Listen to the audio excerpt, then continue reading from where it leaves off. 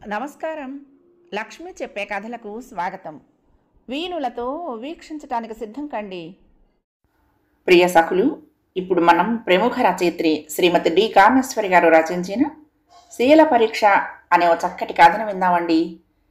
ఈ కథ ఆంధ్రజ్యోతి దీపావళి ప్రత్యేక సంచికలో 1979లో ప్రచురింపబడింది. ఇక కథ మొదలు పెట్టేస్తున్నానండి. అలనాటి సీతాదేవి తన శీలం నిరూపించుకోవటానికి అగ్నిప్రవేశం చేయాల్సి వచ్చింది. అగ్నిదేవుడు అమాంతం చల్లబడిపోయాడు. దేవతలు పూలవర్షం కురిపించారు. అగ్నిదేవుడు స్వయంగా సీతాదేవిని చేతుల్లోకి తీసుకొచ్చి ఆమె మహాపతివ్రత, పరాయి పురుషుని ఇంట ఉన్న పవిత్రంగా ఉంది అంటూ రాముడికి అప్పగించాడు. అంతా సంతోషించారు. రాముడు సీతతో అయోధ్య వెళ్లి కాపురం చేశాడు. ఇది యుగాల నాటి గాథ. ఎన్ని యుగాలు గడిచినా స్త్రీ శీలాన్ని పురుషుడు శంకిస్తూ వారిని చిత్రహింసలకు గురిచేస్తున్నారనటానికి ఆ గూడెంలో సీతాలకు పెట్టిన శీల పరీక్ష సాక్ష్యం. ఆనాడు చితిపేర్చి చుట్టూ జనం దుఃఖితులై విభ్రాంతులై చూస్తూ ఉండగా సీతాదేవి అగ్నిప్రవేశం చేసింది. ఈనాడు గూడెంలో జనమంతా చుట్టూ మూగి చోద్యం చేస్తూ ఉండగా కణకణ మండుతున్న బొగ్గుల కొంపడి తెచ్చి విసురుగా సీతాల ముందు పెట్టి ఉద్రేకంతో ఊగిపోతూ అరిచాడు రాఘవులు. కొంపట్ల చెయ్యట్టి ప్రమాణం చెయ్యే, నీకేం పాపం తెలియకపోతే, నువ్వేం తప్పు చెయ్యపోతే నీ చెయ్యి కుంపట్లో ఎట్టిన కాలదే. ఆనాడు సీతమ్మ ఏకంగా స్థితిలో దూకింది. ఆ తల్లి పతివత కనుక నిప్పు సల్లారిపోనాది. చెయ్యట్టు, ఎంత సత్యం చెబుతుండావో ఆ దేవుడే తేలెత్తడు. నీ బావతో నీకేడు సంబంధం లేదని అందరి ఎదురుగా చెప్పి కుంపట్లో చెయ్యటవే. నువ్వే తప్పు చెయ్యకపోతే నీ చెయ్యి కాలదు, అదే సాత్వికం. నేనేం రాములూరిలాగా ఏకంగా స్థితిలో దూకమన్నా నేటి చెయ్యట్టమన్నానంతే. ఏటే అలా గుడ్డగోపనాగా సొత్తావు, మరేం సావో, తప్పుడు పని చేస్తే చెయ్యి కాలుద్దు అంతే అంటూ గింజుకుంటున్న సీతాలు చెయ్యి గుప్పెట్లో బిగించి కుంపటి ముందుకు గుంజాడు రాఘవులు. నన్నొగ్గి మావా, నన్నే పాపం ఎరగను, సత్య ప్రమాణకంగా చెప్తున్నాను. నేను సీతమ్మరుని కాను. నిప్పులో చెయ్యెట్టిన కాలకపోవటానికి నా చెయ్యి కాలిపోతాది. నన్నొగ్గు మావా, ఏ ప్రమాణం కావలిస్తే ఆ ప్రమాణం చేస్తాను. సీతాలు గోలుగోలును ఏడుస్తూ రాఘవులు ఇనుప పిడికల నుంచి చెయ్యి గింజుకుంటూ చుట్టూ చోద్యం చూస్తున్న అంతమంది జనంలో ఏ ఒక్కరైనా ఈ విపత్తు నుంచి తనను రక్షించరా, రాఘవులి రాక్షస కృత్యం వారించరా అన్నట్టు అందరి వంక దీనంగా ఆశగా చూసింది. ఏదో చూడబోయే విడ్డూరం ఎంత చూడకుండా రాఘవుల్ని మందలించి ఆ అవకాశం పోగొట్టుకోవడం ఇష్టం లేక అంతా మొహాలు తిప్పుకున్నారు. కుంపట్లో చెయ్యి పెడితే సీతాల చెయ్యి కాలుతుందా లేదా, కాలితే సీతాలకు నిజంగా బావతో తప్పుడు సంబంధం ఉన్నట్టు, కాలకపోతే సీతాలు నిజంగా నిరపరాధి. అది చూడాలని అందరూ మహా ఆరాటంగా కుతూహలంగా ఎదురు చూస్తున్నారు. అబ్బా, నువ్వన్నా చెప్పే, నేనేం పాపం ఎరగనే, బావురమంటూ పక్కింటి పద్దాలు వంక దీనంగా చూసింది సీతాలు. సింహాద్రన్నా, ఆ భగవంతుడు సాక్షిగా నాకేం తెలదన్నా, నా చెయ్యి కాలిపోతుంది, రక్షించన్నా. ఏ భగవంతుడు దిగివచ్చి సీతాదేవిని రక్షించినట్టు తనను రక్షించడని తెలిసిన సీతాలు కనీసం మానవత్వం ఉన్న ఏ ఒక్కడన్నా ఈ ఆపద నుంచి రక్షించడా అన్నట్టు దీనాతిదీనంగా చూసింది. ఒరే, ఆడకూతురు ఏడస్తుందిరా, నిప్పుల్లో చెయ్యెట్టితే కాలకపోవటానికి అదేం సీతమ్మోరా, అది తప్పు చేస్తే 4 తిట్టు కొట్టు, అంతేగాని ఇదేం పనిరా అన్నాడు సింహాద్రి జాలిపడుతూ. ఊరికేస, నీకు తెలదు, సీవాట్లో చెప్పు దెబ్బలు స్టేజ్ దాటిపోనాదిరా. నా నోరు నొప్పి చెయ్యి నొప్పి తప్ప అది తప్పు ఒప్పుకోదురా. ఈ దెబ్బతో అటో ఇటో తేలిపోవాలా. రాఘవులు కోపంగా పంతంగా సీతాలను కొప్పు పట్టి మరింత ముందుకు ఈడ్చాడు.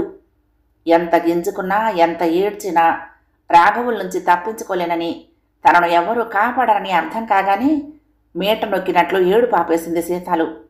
మొగుడి వంక తిరస్కారంగా ఏహ్యంగా కసిగా చూస్తూ, చెయ్యం కర్మ, సీతమ్మూరల చితి పేర్పించు, ఏకంగా మంటల్లో దుమికి సస్తా. నా పీడ నీ పీడ ఎరగడవుద్ది, చచ్చన్నా సుఖపడతా. ఓ ఎల్లు చితి పేర్చు, నీ చేతిలో రోజు సాగు దెబ్బల కంటే ఈ సావే నయం. నేను మరొక సీతమ్మూరనైపోతాను, నీతో కాపురం కంటే ఏ సావన్నా నయమే. ఊ చితి పేర్చు. ఎగిసి పడుతున్న గుండెలతో తీక్షణంగా చూస్తూ సవాల్ చేసింది. అసలే తాగిన మత్తులో ఉన్న రాఘవులకి ఆ సవాల్తో తిక్కరేగింది. సీతమ్మూరవైపోతావులే గుడిసెడిదానా, ఆ అమ్మోరి పేరెత్తే హక్కు నీకుందుటే ముందు చెయ్యెట్టి ఆనగ మాట్లాడవే. నీ దొంగేసాలు నా కాడ కావు. ఇలా నీ నొగ్గేదే లేదు. ఈ దెబ్బతో నీకు మొగుడు నేను ఆడో తేలిపోవాలా అంటూ క్రోధంగా చెయ్యిలాగి కుంపట్లో పెట్టాడు. కెవ్వు మంది సీతాలు శక్తినంతా కూడగట్టుకుని ఒక్క తోపు తోసి పరిగెత్తింది. వెనక్కి పడిపోయిన రాఘవులు ఒక్క ఉదుటం లేచి ఎక్కడికి పోతున్నావే అంటూ 4 అడుగులు పరిగెత్తి సీతాలు జుట్టు పట్టుకుని లాక్కొచ్చి నడువు వంచి 4 గుద్దులు గుద్ది కాలితో కుమ్మాడు శక్తి కొద్దీ. చూస్తున్న అంతమందిలోనూ ఏ ఒక్కడూ నోరు మెదపలేదు. వాళ్ళిద్దరూ మొగుడు పెళ్ళాలు. పెళ్ళాన్ని తిట్టే కొట్టే హక్కు మొగుడుకుందన్నట్లు, కలగ చేసుకోవటానికి మనమెవరు అన్నట్టు తమాషా చూస్తూ నిలబడ్డారు. కాస్త జాలిగుండె కలవాళ్ళు కొందరు అయ్యో పాపం అనిపించినా ఏమంటే ఏం తప్పో మనకెందుకు అన్నట్టు ఊరుకున్నారు. సీతాలేదో చేసే ఉంటుంది, లేకపోతే ఆ మొగుడికి అంత కోపం ఎందుకు వస్తుంది, ఏం జరుగుతుందోనని మరికొందరు నిర్లిప్తంగా ఉండిపోయారు. ఆఖరికి ఓ ముసలాడు ముందుకొచ్చి, ఒరే రాఘవులు వదిలేయిరా, ఆడకూతురు చచ్చిపోగలదు. అది చచ్చిందంటే పోలీసులు నిన్ను అట్టుకెళ్ళి జైల్లో తొయ్యగలరు. నీకెట్టం లేకపోతే ఏలుకోవటం మాని, అంతేగాని దాన్నిట్ట నిప్పుల్లో చెయ్యట్టమంటానికి నీకేం హక్కుందిరా అన్నాడు మందలిస్తూ. కొందరు అవునన్నట్లు తరలాడించారు. మరికొందరు చూద్దామనుకున్న వింత చూడమేమోననిపించి ఆరాటంగా రాఘవులు ఏమంటాడోనని చూశారు. ఎల్లండస్, దాన్ని సంపితే జైలుకి వెళ్ళాలని తెలదేటి నాకు, అందుకే చెయ్యట్టమన్నాను, లేకపోతే ఏకంగా సితి పీర్చేవాణ్ణి. ఒరేయ్ పాపం అది గోలాడుతందిరా, ఏ పాపం తెలదని ఆ బావను పిలిపించి పంచాయతీ ఎట్టించు, ఇదేం పనిరా ముసలాడు సర్ది చెప్తున్నాడు. తనకి సపోర్టు తగ్గిపోతుందని గుర్తించేసరికి రాఘవులకు తిక్కరేగింది. ఏయ్ ముసలి, నోరు మోసుకుపో, నా పెళ్ళం నా ఇట్టం, చెప్పటానికి మీరంతా ఎవళ్ళు పొండే, ఈ రోజుతో దీని సంగతి తేలిపోవాలా. అందరినీ ఒక కసిరి కసిరి సీతాలు చెయ్యిలాగి కుంపట్లో నొక్కి పట్టాడు. సీతాలు భయంకరంగా అరిచింది. గింజుకుంటున్నా చెయ్యి బలంగా నొక్కి పట్టాడు. కెవ్వు కెవ్వుమని అరవసాగింది సీతాలు. నిప్పుల్లో పెట్టిన చెయ్యి ముందు నల్లగా వంకాయ కమిలినట్లు కమిలిపోయింది. అప్పటికే బాధ భరించలేని సీతాలు తెలివి తప్పి కుప్పకూలిపోయింది. అరే నువ్వు మడిసివి కాదురా, రాక్షసుడివిరా, దాన్ని ఒగ్గుతావా, పోలీసులని పిలవమన్నావా? ముసలాడు రాఘవుల మీద కలయపడి సీతాలు చెయ్యి కుంపట్లో నుంచి లాగేశాడు. అంతవరకు ఏదో వింత చూద్దామనుకున్న అందరూ సీతాలు కేకలకు చెలించిపోయారు. ఆ చెయ్యి చూసి దడిసిపోయారు. అందరూ ఒక్కొమ్మడిగా రాఘవుల్ని దుయ్యపడుతూ తిట్టడం ఆరంభించారు. అయ్యయ్యో శైశుడు, కుమ్ములో పుట్టిన వంకాయల ఎలా మాడిపోయిందో, నీళ్ళెట్టుకొచ్చి మొహం మీద జల్లండిరా, ఈడు జమ్మడిపోను, ఈడు అనుమానం మండిపోను, ఎంతైతే మాత్రం సెయ్యి కాలుస్తాడా, ఈడు మనిషా రాక్షసుడా, తానండ్రా యాదవని, బేగెళ్ళి పోలీసులు నట్టుకు రండిరా.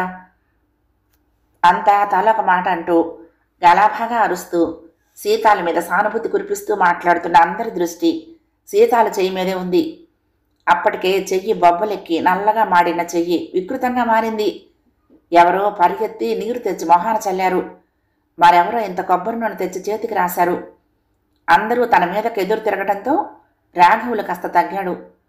సీతాలు కాలిన చెయ్యి చూశాక వాడి తాగిన మొత్తం సగం తగ్గింది. అయినా అందరి ముందు తగ్గిపోవటం ఇష్టం లేక సమర్థించుకుంటూ, చూడండ్రా, దాని చెయ్యి చూడండి ఎలా కాలిపోనాదో, అది తప్పు చేయబట్టే కాలిపోనాది, ఇంకేం సాచకం కావాలి అన్నాడు. నోరు మీర తాగుబోతునంజు కొడక, కుంపట్ల చెయ్యడితే కాలదు, సీతమ్మోరు నిప్పుల్లో దుమికిందని అన్నాం, అది కథ, నిజంగా జరిగిందో లేదో చూసొచ్చెవరా యాదవా? నిజమే అయితే ఆ అమ్మోరు, సీతాలు మామూలు మడిసి, చెయ్యి కాలితే తప్పుడు పని చేసినట్ట. ఇక్కడున్న ప్రతి ఆడకూతురు చెయ్యి కుంపట్లో పెట్టి చూడు, కాలుద్దో లేదో, నీకు పాడుపు దట్ట పుట్టిందిరా. నీకు దాని మీద అనుమానమైతే నలుగురి ముందు దాంతో కాపురం చేయనని ఇడిసిపెట్టేయాలి కానీ చెయ్యి కాలుస్తావా? ముసలాడు ఉద్రేకంగా అరిచాడు. అంతా ఒక్క ఉమ్మడిగా తలో మాట అన్నారు. రాఘవులకి అందరి ముందు దోషిలా నిలబడాల్సి వచ్చినందుకు కోపం ముంచుకొచ్చింది. నువ్వెవడురా చెప్పటానికి, నా పెళ్ళం, నేను కొట్టుకుంటా కాల్చుకుంటా, మీరంతా ఎవరే అడగటానికి పౌరుషంగా అన్నాడు. ఎవరమా మడుసులం, నీలా జంతువులం కాదు. నీ పెళ్ళామని చంపుకుంటా కాల్చుకుంటా అంటే పోలీసుళ్ళు ఊరుకోరు. ఉండు, పోలీసుడు అట్టుకొస్తా, ఆడికి ఆడచదువుగా నీ కబురు. ఒరే అప్పగా పరిగెత్తుకెళ్ళి పోలీస్ స్టేషన్ కాడ చెప్పిరారా ముసలాడు కోపంగా అన్నాడు. పోలీసు వాళ్ళ మాట తర్వాత ముందు దాని సంగతి చూడండిరా, సస్తదో ఏటో తెలివి రానేదు, బేగి డాక్టర్ కాడికి తీసుకెళ్ళండిరా. ఓ ముసలమ్మ సీతాల మొహం మీద మళ్ళీ నీళ్లు చల్లుతూ అంది. సీతాలకు తెలివి రాలేదు. ఎవరో వెళ్ళి గబగబా రిక్షా పిలుచుకొచ్చారు. 2-3 కలిసి సాయం పట్టి రిక్షాలో కూర్చోబెట్టారు. పక్కింటి పద్దాలు సీతాలను పట్టు కూర్చుంది. చుట్టూ జనం చేస్తున్న హడావుడి, పోలీసుల్ని పిలుస్తాననటం, సీతాలకు తెలివి రాకపోవటం అవన్నీ భయపెట్టాయి రాఘవుల్ని. అప్పటికి తాగిన మత్తు పూర్తిగా దిగింది. తను చేసిన పనికి బెదరసాగాడు. వీడు జిమ్మడా, ఎంత పని చేసిండు? అడు మనిషా రాక్షసుడా? అదేం పాపం చేసిందని కాల్చకు తింటున్నాడు. దానికి బావొకడుండటం పాపంలాగుంది. ఈడని మనం మండిపోను అంటూ మెటికలు విరిచి తిట్టుకుంటూ ఎవరి దారిన వారు వెళ్లారు. నిజంగా సీతాలకు బావొకడుండటం దాని పాపమే. అదే దాని తప్పు. చిన్నప్పుడు తల్లి తండ్రి లేని రాములు మామ ఇంటి దగ్గర పెరగటం, చిన్నప్పటి నుండి ఒకచోట కలిసిమెలిసి ఉండి ఒకరి మీద ఒకరికి అనురాగం అభిమానం కలగటం సీతాలు తప్పే. చిన్నప్పటి నుండి నీ మొగుడు అంటూ ఇరుగు పొరుగు హాస్యాలాడి ఆ చిన్న మనసులో బావ పట్ల అనురాగం పెంచటము సీతాలు తప్పే. వయసుతో పాటు మమతలు పెరిగి ప్రేమ అంకురిస్తే అది సీతాలు తప్పే. తీరా మనసులు కలిసే నాటికి దిక్కుమొక్కు లేనివాడికి పిల్లనిస్తాను అంటూ సీతాలు అందం వంపు సొంపులు చూసి ముచ్చటపడి 300 ఇచ్చి మనువాటానికి సిద్ధపడ్డ రాఘవులతో మనువు కుదిర్చాడు సీతాల తండ్రి. తండ్రికి ఎదురు చెప్పే ధైర్యం సీతాలకు లేదు. రాముల కంటే రాఘవులు డబ్బున్నవాడు. సీతాల అదృష్టం కొద్దీ రాఘవులు దొరికాడంటే కాబోలు అనుకుంది. రాములుగాడు 4 రూపాయలు సంపాదించలేని చవట. రాఘవులు ఏదో గవర్నమెంట్ ఆఫీసులో చౌకీదారుగా 200 సంపాదిస్తున్నాడు. బంగారు చెవి కమ్మలు, వెండి పట్టాలు, జరీ చీర ఇస్తానన్నాడు అంటూ సీతాలు అదృష్టాన్ని అంతా పొగుడుతూ ఉంటే కాబోలు అనుకుని సంబరపడింది. ఆ హడావుడిలో రాముల సంగతి పట్టించుకున్న వాళ్లే లేరు. సీతాలు, ఆ రాఘవుల్ని మనవాడతావా? మరి నా సంగతి ఏమిటే అన్నాడు దీనంగా రాఘవులు. సీతాలు జాలిగా, నాకేటి తెలుసు బావా, అయ్య ఏటి చెబితే అది చెయ్యాల్సిన దాన్ని అంది కొంచెం బాధగా. డబ్బు లేనోణ్ణి దిక్కుమొక్కు లేనోణ్ణి అని కదా మీ అయ్య నీకు వేరే మనువు కుదిర్చాడు. ఆ రాఘవుల కంటే ఎక్కువ సంపాదిస్తా, 1 సంవత్సరం ఆగే నా కోసం అంటూ ప్రాధేయపడ్డాడు. మామ ఎంత డబ్బు మనిషో, ఎంత కర్కోటకుడో, డబ్బు లేని తనను ఇన్నాళ్ళు ఎంత పురుగులా హీనంగా చూశాడో అన్నీ తెలిసినా సీతాలను వదులుకోవటం ఇష్టం లేక ఆశగా అన్నాడు. అయ్యి ఒప్పుకుంటే సంవత్సరమేటి బావా, 10 ఏళ్ళన్నా ఆగుతాను, నువ్వు అయ్యకు చెప్పు అంది సీతాలు. రాములు ధైర్యం కూడా తీసుకుని అత్తతో చెప్పాడు మనసులో మాట. అత్త మామతో చెప్పింది. మామ పడి పడి నవ్వాడు. ఏటి 1000 రూపాయలు ఏడాదిలోగా సంపాదిస్తాడా? 1000 రూపాయలు 7 జన్మలో సంపాదించగలడా అన్నాడు ఎక్సెక్యంగా. మామ 1 ఏడాది గడువు, నేను ఎలాగో తెస్తానా డబ్బు అంటూ బతిమాలాడు. ఇరుగు పొరుగు జాలిపడి, పోనీ అయినోడు చిన్నప్పటి నుండి మనసు పెంచుకున్నది, ఆడి కోసం ఏడాది ఆగరా అంటూ రాముల్ని సమర్థించాడు. అందరి ముందు ఏం అనలేక తాలూపాడు మామ. రాములు అలా వెళ్ళగానే వెంటనే రాఘవుల దగ్గర డబ్బు తీసుకుని సీతాలు మనవు చేసేశాడు. మాట తప్పినందుకు సీతాలు బాధపడి తండ్రితో దెబ్బలాడింది. రాములకి అన్యాయం చేస్తున్నారంటూ తల్లి కూతురు ఎంత మొరపెట్టుకున్నా వినలేదు తండ్రి. మరో నెలలో రాఘవులు పెళ్ళామయ్యింది సీతాలు. రాఘవులు నిజానికి రాముల కన్నా అన్ని విధాలా మెరుగే. ప్యాంటు షర్టు వేసుకుని గిరజాల క్రాఫ్ట్తో, మీసాలతో, చేతికి రిస్టు వాచితో ఉన్న రాఘవుల్ని చూసి అంతా సంతోషించారు. రాఘవులు సీతాలను మొదట చాలా బాగా చూసుకునేవాడు. పూలు, గాజులు, సినిమా ఏదడిగినా కోరిక తీర్చేవాడు. మొగుడి దగ్గర సుఖంగా ఉన్న సీతాలకి రాములకి అన్యాయం జరిగిందన్న బాధ కొద్ది రోజుల్లోనే మర్చిపోయింది. ఏడాది తిరిగేసరికి అన్నమాట ప్రకారం డబ్బు పట్టుకుని రాములు వచ్చేసరికి పొత్తిళ్లలో పసిబిడ్డతో కనిపించిన సీతాలను చూసి నిర్ఘాంతపోయాడు. బాధతో అతని మొహం నల్లబడింది. సీతాలను పోగొట్టుకున్న అతనికి లోకం శూన్యంగా కనిపించింది. సీతాలు ఆ మొహం చూసేసరికి సిగ్గుపడింది, తలదించుకుంది.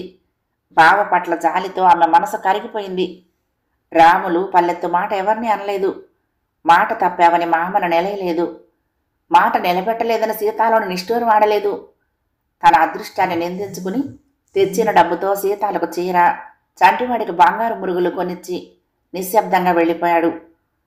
ఈ ఏడాదిలో రాములు ఓ లారీ వాడి దగ్గర క్లీనర్గా కుదిరి డ్రైవింగ్ నేర్చుకుని ఆ తర్వాత ట్యాక్సీ అద్దెకు తీసుకుని రాత్రి మగళ్ళు నిర్విరామంగా నడిపి ఒక పూట తిని తినక రూపాయి రూపాయి కూడబెట్టి 1000 రూపాయలు పోగు చేశాడు.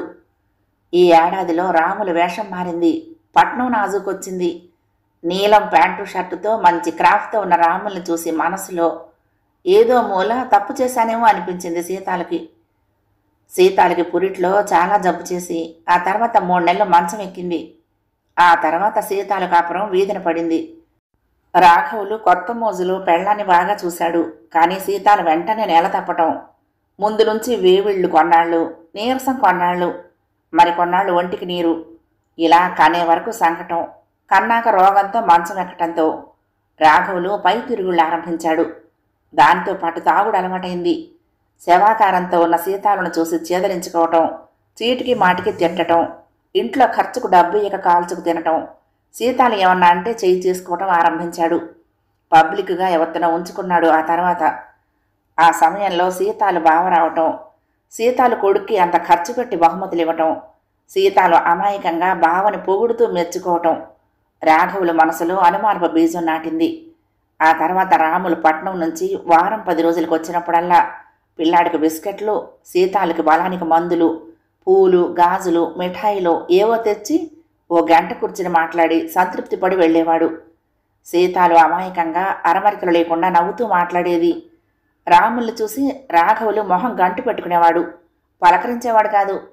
అది గుర్తించిన రాములు చిన్నబుచ్చుకుని రాఘవులు ఇంట్లో లేని సమయాల్లో వచ్చి వెళ్ళేవాడు. అది తెలిసి రాఘవులు మరింత మండిపడేవాడు. మొదట్లో ఎత్తి పొడుపులు, ఆ తర్వాత ఇద్దరిని కలిపి తిట్టడం. వాడితో ఆ నవ్వులేంటి? ఆడేమన్నా నీ రంకు మొగుడా? నీకోసం అంత ఖర్చెట్టి లేకపోతే ఎందుకు తెస్తాడు ఇవన్నీ అంటూ అనుమానంతో నానా రకాల నిందలు వేసి కాల్చుకు తినటం ఆరంభించాడు. తనకే పాపం తెలియదని సీతాలు నెత్తి మొత్తుకునేది, ఏడ్చేది. అమాయకంగా అనురాగంతో ఇంటికొచ్చే బావని రావద్దనలేక, మొగుడికి చెప్పలేక ఇద్దరి మధ్యన నలిగి బాధపడేది. రాములు ఇంటికి వస్తే హడలుగా ఉండేది. ఆ రోజు మరింత కసిగా తన్నేవాడు రాఘవులు. సీతాలు ఏడుస్తున్న కొద్దీ ఆమెను మరింత కసిగా హింసించి ఆనందించే పైశాచిక ప్రవృత్తి చోటు చేసుకుంది రాఘవులు. ఆఖరికి రాఘవులు బాధపడలేక సీతాలు బావతో ఉన్న సంగతి చెప్పింది. రాములు నిర్ఘాంతపోయాడు. తనకి ఆలోచన రానందుకు నొచ్చుకున్నాడు. తన వల్లే సీతాలు పడ్డ బాధకు జాలిపడ్డాడు. ఇక మీదట రానని సీతాలను ఓదార్చాడు. అన్నమాట ప్రకారం 10 రోజులుగా రాములు రాలేదు. రాఘవులు ఇంటి ఖర్చు కన్నా డబ్బు ఇవ్వక సీతాలను కాల్చుకు తింటున్నాడన్నది విన్న రాములు ఆ రోజు ఎవరో టాక్సీ వాడి ఊరు వెళ్తూ ఉంటే సీతాలకిచ్చిరమ్మని 20 రూపాయలు పళ్ళు బిస్కెట్లు పంపాడు. ఆ టాక్సీ వాడు సీతాలకు అన్నీ ఇచ్చి వెళ్ళిపోతూ ఉంటే అటునుండి వస్తున్న రాఘవుల కంటే ఆ టాక్సీ పడింది. ఆ మట్టి రోడ్డున ఇంత తుమ్ము రేపుకు వెళ్తున్న టాక్సీలో ఉంది రాములేననుకున్నాడు. దానికి తోడు రాఘవులు ఇంటికి రాగానే సీతాలు గాబరాగా డబ్బు పళ్ళు దాచడం కంటపడింది. తను వద్దన్నా తన కళ్ళు కప్పి చాటుగా సీతాలు రాములతో కులుకుతోందనే ఉక్రోషంతో సీతాలను శక్తి కొద్దీ బాదాడు. అసలే తాగిన మత్తులో ఉన్న రాఘవులు సీతాల గోడు, సీతాల ప్రమాణాలు ఏమీ నమ్మలేదు. ఆ గోలకు చుట్టూ జనం పోగయ్యారు. రాఘవులకు ఉద్రేకం కట్టలు తెంచుకుంది. ఏం చేసి సీతాలను శిక్షించాలో అర్థం కాలేదు.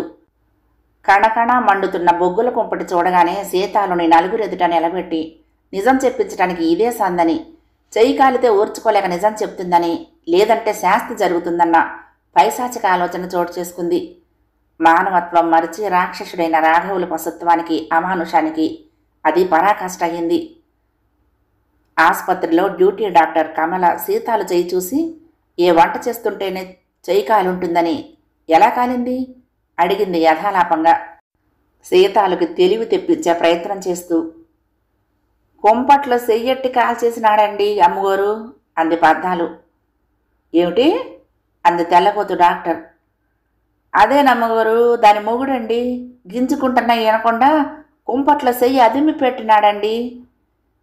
డాక్టర్ నిర్ఘాంతపోయి ఎందుకు అనగలిగింది. ఆ తాగుబోతే ఎదవకి పెళ్ళం మీద అనుమానం అండి. దానికి దాని బావతో రంకు కట్టి అనుమానంతో కాల్చుకు తిన్నాడండి. ఆఖరికి ఇవాళ తాగొచ్చి నువ్వు సత్యం చెప్పటం లేదు, నువ్వు చెప్పేది నిజం అబద్ధం ఇవాళ తేలిపోవాలా. సీతమ్మోరు పతివత కనుక చితిలో దూకినా ఏం కాలేదు. అలా నువ్వు నిప్పుల్లో చెయ్యెట్టి ప్రమాణం చెయ్యని దాని చెయ్యి కుంపట్లో ఎట్టేసినాడండి అంది పద్దాలు. డాక్టర్ కమల కళ్ళు ఎర్రబడ్డాయి. అమానుషం అంది తీవ్రంగా. ఎవరా రాక్షసుడు? ఇంత రాక్షసత్వమా? అనుమానంతో ఇంత ఘాతుకానికి తలపట్టానికి నిప్పుల్లో చేయి పెట్టి పవిత్రత నిరూపించుకోవాలా? ఉద్రేకంతో ఊగిపోయింది డాక్టర్. పద్దాలను పూర్తి వివరాలు అడిగింది. సీతాలకు ఈలోగా తెలివి వచ్చి బాధ భరించలేక గోలుగోలును ఏడుస్తూ ఉంటే డాక్టర్ మరింత కరిగిపోయింది. నానే పాపం ఎరగని అమ్మగారు, నా చెయ్యి నిప్పులో ఎట్టి కాల్సినాడు. నేనింక ఆడితో బతకలేను అమ్మగారు, ఈ బాధని భరించలేను, నన్ను చంపే డాక్టరమ్మా అంటూ దయనీయంగా ఏడ్చింది. సీతాలు చెయ్యి డ్రెస్సింగ్ చేసి మార్ఫియా ఇంజెక్షన్ ఇచ్చింది. సీతాలను మరిన్ని వివరాలు అడిగి తెలుసుకుంది. పెళ్ళమైనంత మాత్రాన ఇలా హింసించటానికి వాడికి ఏం అధికారం ఉంది? కాల్చటానికి చంపటానికి హక్కు ఉందనుకున్నాడా? ఉండు, వాడిని పోలీసులకు పట్టిస్తాను, వాడి పని తేలుస్తాను, క్రిమినల్ కేసు పెట్టిస్తాను అంటూ కోపం పట్టలేక అప్పటికప్పుడు పోలీసులకు ఫోన్ చేసి ఇన్స్పెక్టర్తో మాట్లాడి కేసు ఫైల్ చేసింది. ఇలాంటి వాళ్లను వదలకూడదు, వాడికి బుద్ధి రావాలి అంది కోపంగా కమల.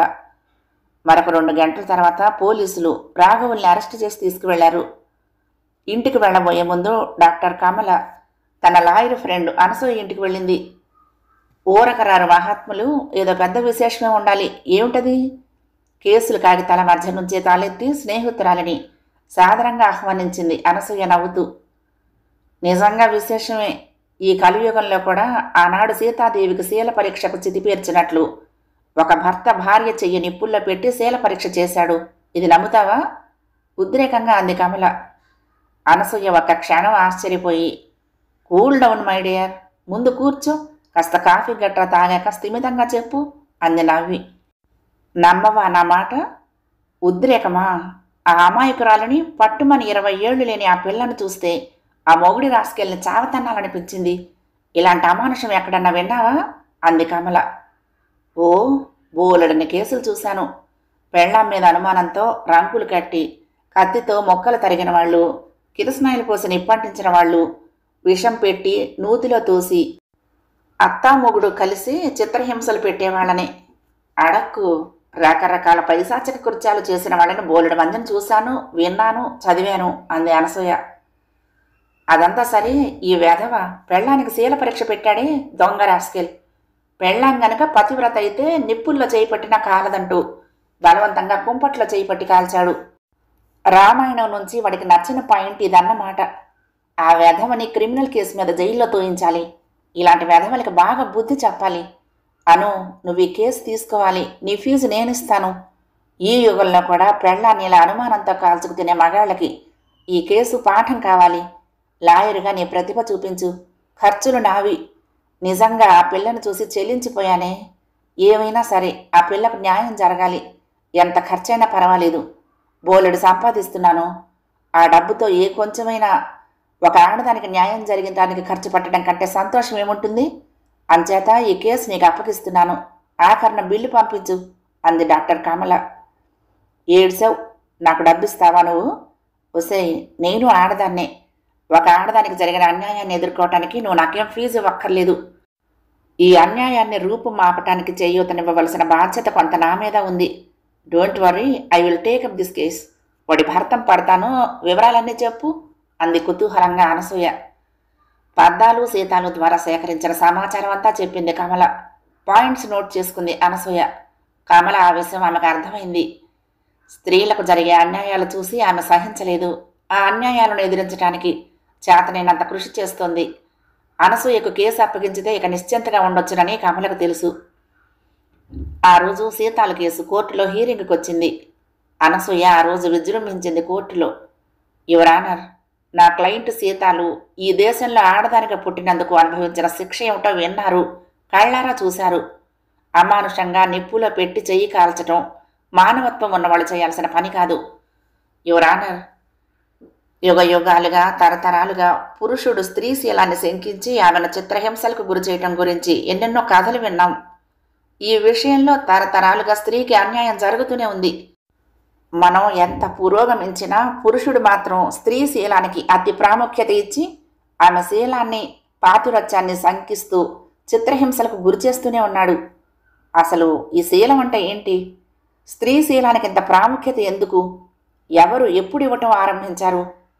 పురాణ కాలం నుంచి స్త్రీ శీలానికి అతి విలువ ఇచ్చి స్త్రీకి అన్ని సంపదలకు మించింది శీల సంపదని, ప్రాణం కన్నా మానం గొప్పదని, స్త్రీ ఎట్టి పరిస్థితిలోనూ పవిత్రత పోగొట్టుకోరాదని, అలా శీలం కోల్పోయిన స్త్రీ రౌరవాది నరకంలో పడుతుందని, స్త్రీ పతిని భక్తితో కొలిచి పవిత్రంగా ఉంటే ఆమెకు ఉత్తమ లోకం సంప్రాప్తిస్తుందని ఎన్నెన్నో పురాణాల్లో చెప్పారు. సీత, సావిత్రి, అనసూయ మొదలైన పతివ్రతల కథలు చదివాం. రామాయణంలో పరపురుషుని ఎంట ఉన్నందుకు సీతాదేవి తన పవిత్రతను నిరూపించుకోవటానికి అగ్ని ప్రవేశం చేయాల్సి వచ్చింది. సీతాదేవి స్త్రీలకు ఆదర్శమూర్తి అన్నట్లు నిరూపించడానికి ప్రయత్నించబడింది. శీలం ఒక స్త్రీకే కానీ పురుషుడికి అవసరం లేదా? పురుషుడు భోగలాలసతో ఎంతమంది స్త్రీల పొందుకోరినా తప్పు లేదా? అతనికి అపవిత్రత అంటదా? పురుషుడు ఎంతమంది స్త్రీలను పొందినా లేని తప్పు స్త్రీ కళ్ళెత్తి పరాయి పురుషుడిని చూస్తేనే ఘోరాపరాధం ఎలా అయింది? పురుషుడికైనా శీలం కావాలని ఏ పురాణ ఇతిహాసాల్లో ఎందుకు చెప్పలేదు?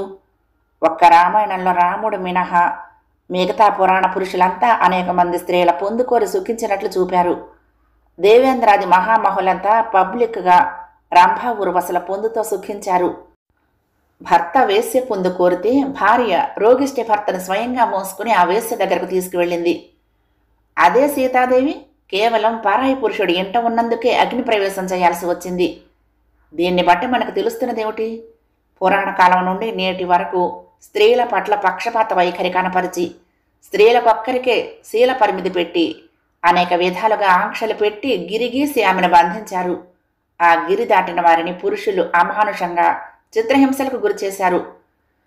పురుషుడి మనసు చెల్లించి ప్రలోభంతో మరొక స్త్రీ పొందుకోరటం నేరం, దోషం కాకపోతే స్త్రీ కూడా మానవ మాతృరాలే కనుక ఆమె మనసు ఏ బలహీన క్షణాల్లోనో చెల్లించి మరే పురుషుని పొందులో ఆనందిస్తే అది ఘోర అపరాధం ఎలా అయింది?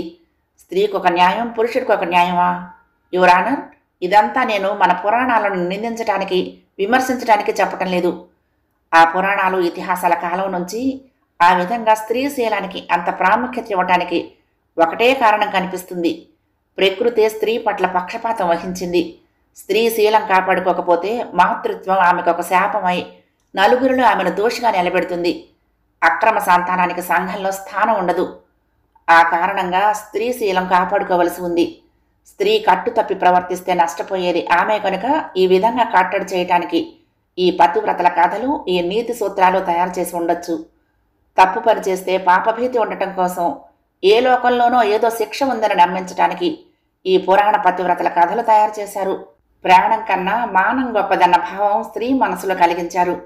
స్త్రీ విచ్చలవిడిగా తిరిగితే వివాహ వ్యవస్థ దెబ్బతింటుంది. వివాహ వ్యవస్థ లేనిదే కుటుంబ వ్యవస్థ లేదు. కుటుంబ వ్యవస్థ లేనిదే సంఘం లేదు. ఈ కారణాల వల్లనే స్త్రీకి శీలం ముఖ్యమని ఉండొచ్చు. ఈ విషయంతో నాకేం పేచీలేదు. పురుషుడికి శీలం అక్కర్లేదనటం సబబా? భార్య పవిత్రంగా ఉండాలని పురుషుడు కోరుకున్నట్లే భర్త పవిత్రంగా ఉండాలని స్త్రీ కోరుకోరాదా?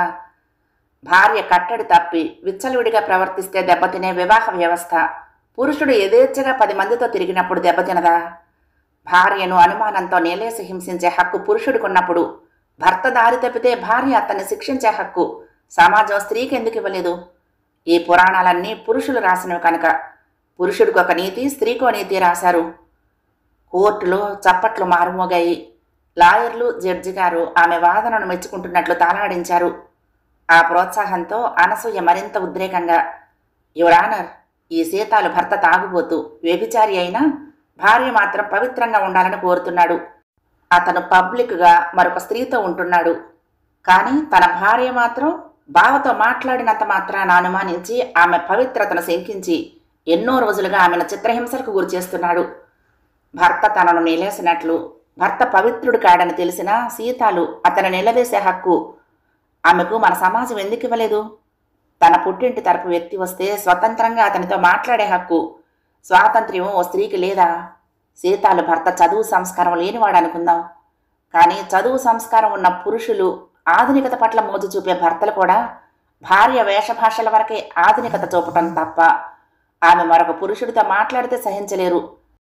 భార్య భర్త పట్ల విధేయురాలై ఉన్నా, పవిత్రంగా ఉన్నా ఏ కర్మవశానో బలాత్కారంగా ఆమెను ఎవరైనా మానభంగం చేసినా ఆ తప్పు కూడా స్త్రీదే అన్నట్లు పురుషుడు ఆ స్త్రీని ఏలుకోవటానికి ఇష్టపడడు. ఆమె మనసు పవిత్రంగా ఉన్నా ఆమె ప్రమేయం లేకుండా శరీరం అపవిత్రమైందని ఆమెతో కాపురం కొనసాగించడానికి పురుషుడు ఇష్టపడడు. ఆమెకు ఏ ప్రమాదంలోనో ఏ కాలో చెయ్య విరిగితే బాగు చేయించుకోవటం లేదా? శరీరంలో ఏ భాగానికైనా ప్రమాదం జరిగితే లేని అభ్యంతరం ఒక్క మానం పోగొట్టుకుంటేనే అపవిత్రురాలవుతుందా? పవిత్రత మనసుకే కానీ శరీరానికి కాదన్నది ఎందుకు గుర్తించరు? పురుషుడి ఈ ఆలోచన ఎన్ని యుగాలు గడిచినా ఎందుకు మారదు? శీలం స్త్రీ పురుషులిద్దరికీ సమానమైనదని ఎందుకు ఈ పురుష సమాజంలో గుర్తించబడటం లేదు? యుగాల క్రితం రాసిన ఈ పురాణ కథల్లో రాసిన నీతి సూత్రాన్ని తిరిగి రాయాల్సిన పనికి మన ప్రభుత్వం ఎందుకు పూనుకోదు? దారి తప్పిన శీలం పోగొట్టుకున్న పురుషుడు శిక్షార్హుడే అనే రూల్ ఉంటే ఈ పురుషులు స్త్రీలను పదే పదే అనుమానించి శిక్షించేందుకు భయపడతారు. కోర్టులో మళ్లీ చప్పట్లు మోగాయి.